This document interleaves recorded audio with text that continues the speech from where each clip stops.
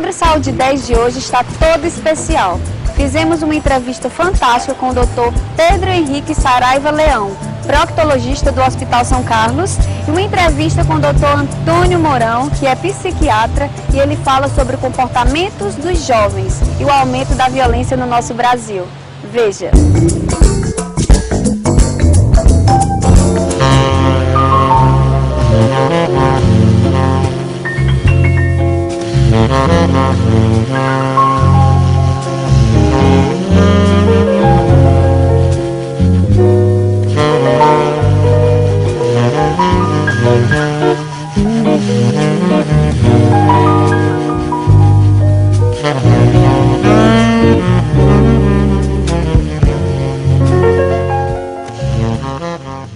O câncer de colo só aumenta no nosso Brasil. Hoje vou conversar com o Dr. Pedro Henrique Saraiva Leão, que é um grande médico proctologista e também escritor. É professor da Universidade Federal do Ceará, da Faculdade Cristos e membro da Academia Cearense de Letras. Tudo bem, Dr. Pedro Henrique? Tudo bem, Cleone. Eu gostaria de começar e perguntar qual a incidência do câncer de colo no Brasil? No Brasil, segundo o Instituto Nacional do Câncer, ele vem logo após o câncer de estômago. Nos Estados Unidos é a terceira causa de óbito por câncer, né? E uma incidência que vem aumentando muito em mercê de fatores que a gente pode discutir aqui. Quais os sintomas mais comuns? Bem, vamos primeiro às causas. O que surge o câncer? Ninguém sabe exatamente, os doutores não sabem exatamente por quê, mas sabe-se o seguinte, que várias condições são favoráveis ao desenvolvimento de câncer de cólon e reto. Falta de fibra na dieta. O nordestino não come muito mato. Eu digo aos alunos na faculdade, mas professor, comer mato? Sim, comer mato. Alface, couve, cenoura, beterraba, palmito, aspargo, brócolis, vagem, comer laranja com bago, tira a casca e os caroços, tangerina, pedaço de manga. O mamão é só meio folclórico. A fibra, esse tipo de fibra que não é mencionado, já foi comprovado que ele evita a formação de câncer de intestino, evita apendicite aguda, evita coronariopatia, evita diverticulite, vertículo de Meckel, vertículo que fica aqui no apêndice, no finzinho do intestino delgado, tem nada a ver com a doença diverticulada sigmoide, que é a mais comum. E a diverticulite, essa, quando eu digo diverticulite, eu me refiro ao intestino grosso, principalmente ao colo esquerdo, onde é mais frequente, é uma doença antiquíssima. Isso veio de Cuvier, na metade do século XIX, vem sendo estudado, né? Que é uma doença que também se evita e modernamente trata-se ou retarda-se o desenvolvimento comendo fibra. A fibra que diminui o desenvolvimento, retarda o desenvolvimento dos divertículos. Além da falta de fibra, excesso de gordura da alimentação. Modernamente estuda-se a possível causa seria um consumo maior de açúcar refinado. Outras causas predisponentes, as doenças inflamatórias do intestino, as colites, deixadas sem tratamento durante muito tempo, e os pólipos ou pólipos, né? Mais ou menos 90% do adenocarcinoma do intestino origina-se em pólipos ou pólipos. E só para o público entender, o que são esses pólipos? Pólipos são pequenos crescimentos. Começa você pela colonoscopia, você descobre, são uns mamilos pequenininhos, como se fosse uma espinha aqui no rosto, mais ou menos do mesmo tamanho, dentro da lua do intestino, que pela colonoscopia nós vemos até aqueles menores de 1 centímetro, que vão crescendo com o tempo, né? Esses são os pólipos que são considerados lesões pré-cancerosas, de cólon e reto. E há duas doenças, ainda a respeito de pólipo, existe a polipose familiar crônica, que é uma doença que predispõe ao câncer dos cólons e reto, e existe também uma HNPCC, o síndrome de Lynch, LYNCH, que é o câncer de colo hereditário sem pólipos, não polipoide.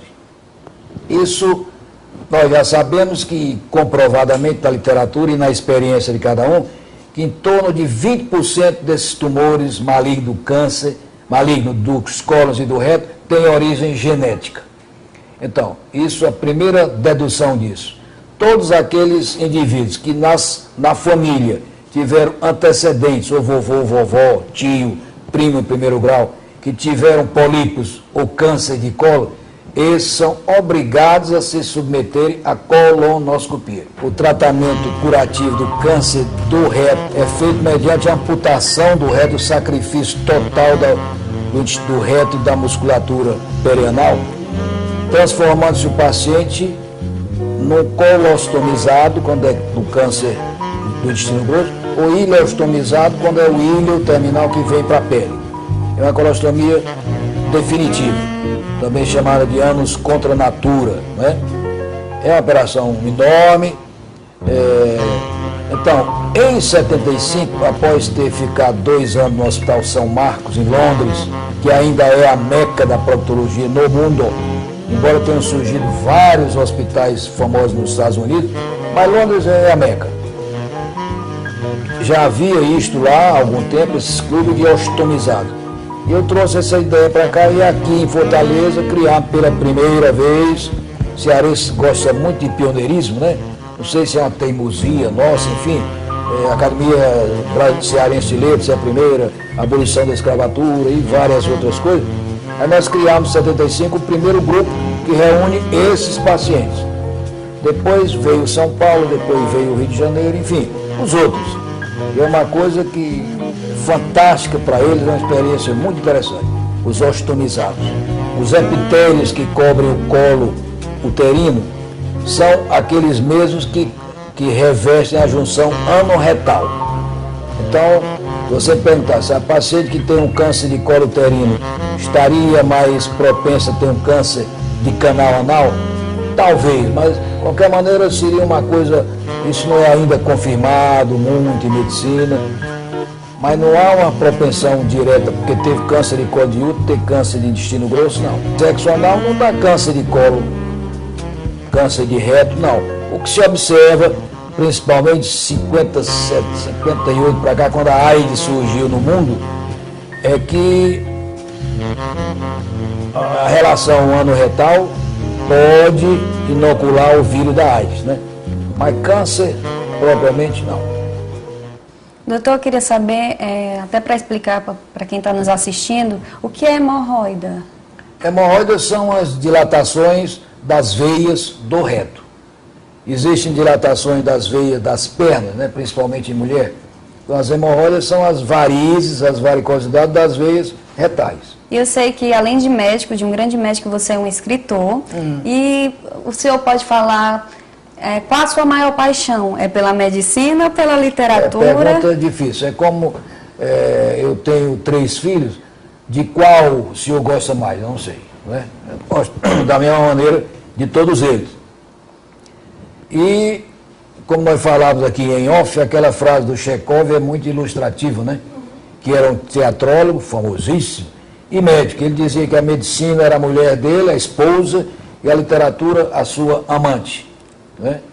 E eu venho dividindo o meu tempo entre ambas, quer dizer, 50, um pouco mais de 50 nesse consultório, fazendo colonoscopia lá no 2º andar, operando aqui, redigindo os artigos mensais, temas médicos para o Jornal O Povo e preparando as minhas aulas para a Faculdade Cristos. Literatura, cuidando atualmente eu sou presidente da Academia Cearense de Letras com muita honra e vou tocando aquilo com muita dificuldade, mas está indo. E o senhor é escritor de grandes livros, né, que eu estou vendo. Tenho 7 de poesia e 6 de medicina, né? Desses 6, 3 são adotados como livro de texto na Faculdade de Medicina da UFC. E esse aqui recebeu o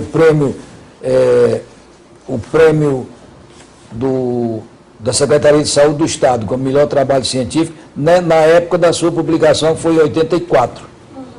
Câncer nos colos e no reto, mesmos e outros aspectos, abolindo certos mitos e dizendo o que se conhecia até aquela época sobre essa doença. E sobre as hemorroidas, né? Conhecidíssimas, né? Fatos e ficções. Há muita ficção, inclusive há um folclore enorme.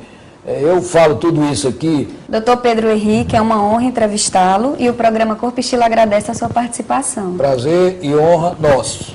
Estamos aqui sempre às ordens.